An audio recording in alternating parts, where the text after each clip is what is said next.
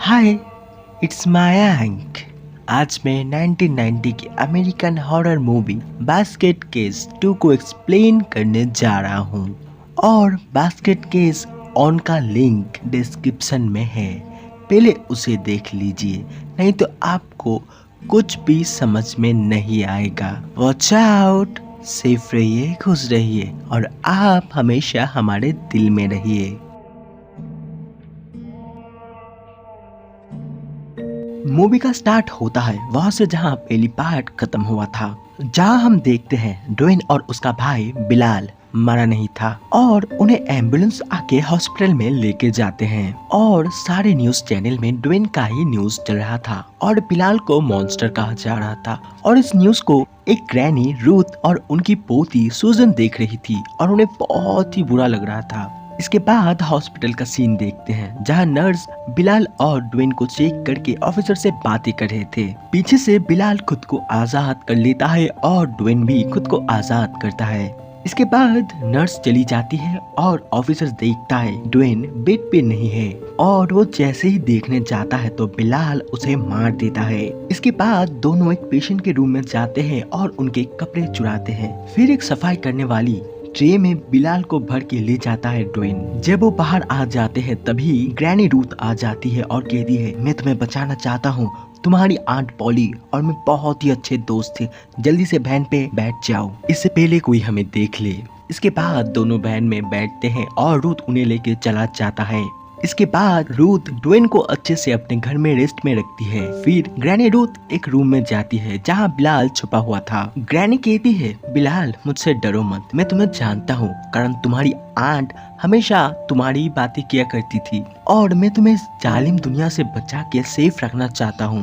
तुम जैसे बहुत लोग हैं जिनसे मैं तुम्हें मिलाना चाहता हूँ। इसके बाद बिलाल निकलता है और रूथ उसे एक बास्केट में भर के एक रूम में ले जाता है जहाँ बहुत सारे डिफॉर्म लोग थे बिलाल की तरह ही और उन सब में खूबियाँ थी। कोई अच्छा गाना गा सकता था तो कोई अच्छा पोइट्री बोल सकता था।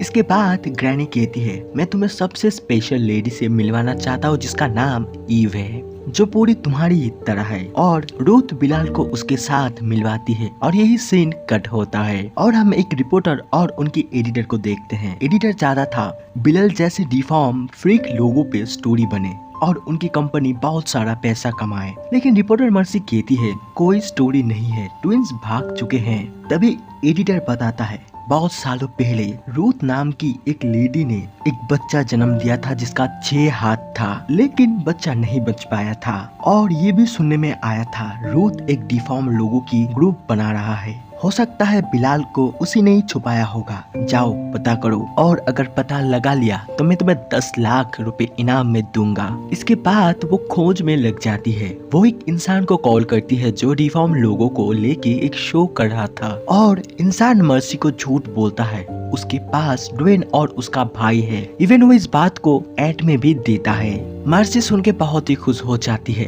वो कहती है, रुको मैं आता हूँ, तुम्हें 1000 रुपए दूंगा, मुझे उनसे मिलना है। अब इंसान बहुत ही खुश हो जाता है और फोन को काटता है और तभी उनका डोर नॉक होता है और हम देखते हैं ग्रैनी रूथ आई थी उसका एड देख के और वो डिफॉर्म बिलाल को देखना चाहती थी, लेकिन इंसान कहता है वो शो अब बंद हो गया है। लेकिन ग्रैनी बहुत ही रिक्वेस्ट करती है उन इंसान से बिलाल को देखने के लिए, लेकिन आप तो ये बात जानते हैं ना, बिलाल ग्रैनी रूथ के पास ही है। इसके बाद वो इंसान अपने शो में ले जाता है और बिलाल की एक मूर्ति दिखाता है और बिलाल के बारे में बहुत ही बुरी बुरी बातें कह रहा था, जिससे रूथ को बहुत ही गुस्सा आ जाता है। वो इंसान को गाली देती है और बिलाल का बास्केट उसके सामने ही रखती है और इंसान जैसे ही बॉक्स खोलता है बिलाल उस पे अटैक करता है। इसके बाद मर्सी आती है जो इंसान को एक्वेरियम में पाती है मरा हुआ, जिससे वो बहुत ही डर जाती है।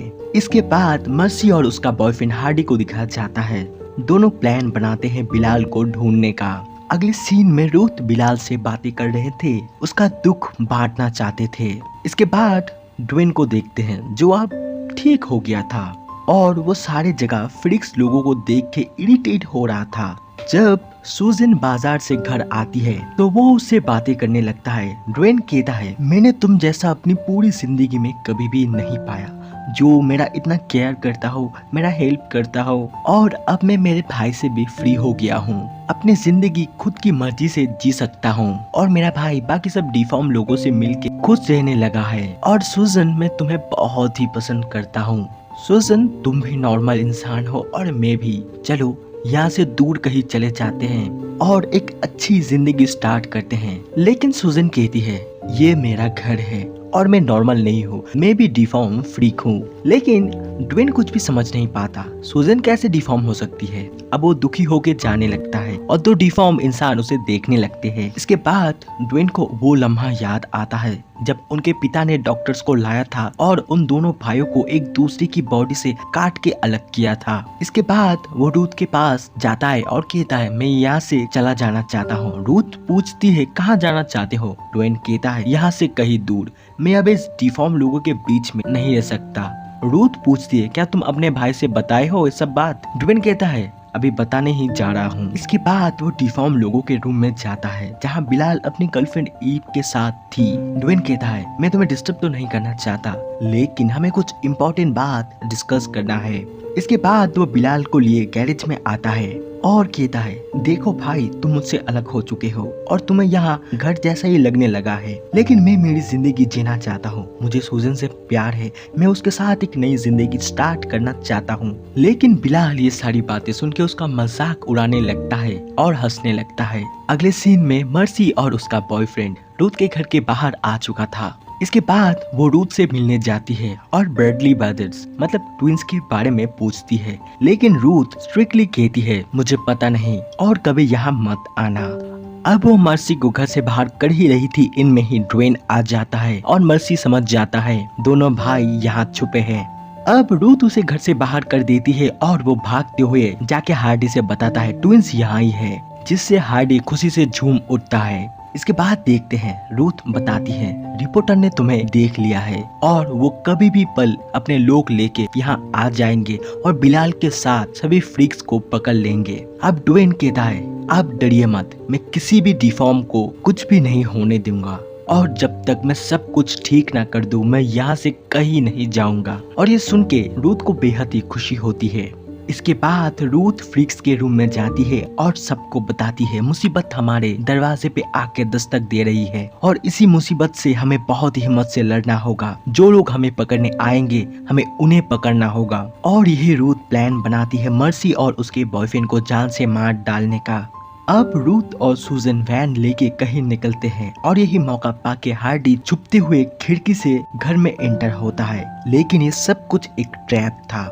अब उसे ड्वेन दिखता है जिसकी वो तस्वीर लेता है और जब वो चला जाता है तो हार्डी धीरे धीरे फ्रीक्स के रूम में चला जाता है और सभी जगह अंधेरा था और अचानक वो एक फोटो लेता है और तभी हम देखते हैं सभी फ्रीक्स उसके सामने ही खड़े थे, जिससे वो बहुत ही डर जाता है और बार बार फोटो लेने लगता है और यही बिलाल उस पे हमला कर देता है। फ्रीक्स हार्डी का फोटो लेने लगता है और यही बिलाल उसे काटते हुए नोचते हुए आखिर उसे मार ही डालता है। और कैमरा की फ्लैश देख के मर्सी समझ जाती है कुछ गलत हो रहा है, इसलिए वो अपना जान बचाने के लिए अपने दोस्त डिटेक्टिव लीफ के पास आ जाता है और सारा कुछ कह देता है, कैसे वो रूथ के घर गई, कैसे हार्डी मारा गया। मर्सी कहती है, मैं बस एक बार ड्वेन से बातें करना चाहता हूँ। डिटेक्टिव कहता है, तुम उसके घर तो उससे बातें नहीं कर सकते हो। इसके बाद डिटेक्टिव ड्वेन को फोन करता है और कहता है, मुझे तुमसे मिलना है और बहुत सारी बातें करना है और गलती से भी ना मत कहना, वरना तुम्हारे घर के बाहर 5 मिनट में बहुत सारे पुलिस ऑफिसर मिलेंगे। अगले सीन में दोनों एक बार में मिलते हैं और डिटेक्टिव चाहता था वो बिलाल को लेके आए और दोनों को वो गिरफ्तार कर पाए, लेकिन ये भी ड्वेन का एक ट्रैप था क्योंकि पूरी बार में कोई भी नहीं था फ्रीक्स के सिवा। और इतने सारे डिफॉर्म लोगों को देख के डिटेक्टिव बहुत ही डर जाता है। अब डिटेक्टिव गन निकालता है और वहाँ से भाग जाना चाहता था, लेकिन वो स्टोर रूम में गिर जाता है जहाँ वो बार वर्कर की लाश देखता है जिसे बिलाल ने मारा था और बिलाल उसके सामने ही था। बिलाल उस पे अटैक करता है और दोनों की फाइट हो जाती है। डिटेक्टिव बिलाल को शूट करके मार देना चाहता था, लेकिन बिलाल उसे बड़ी ही बेरहमी से मार देता है।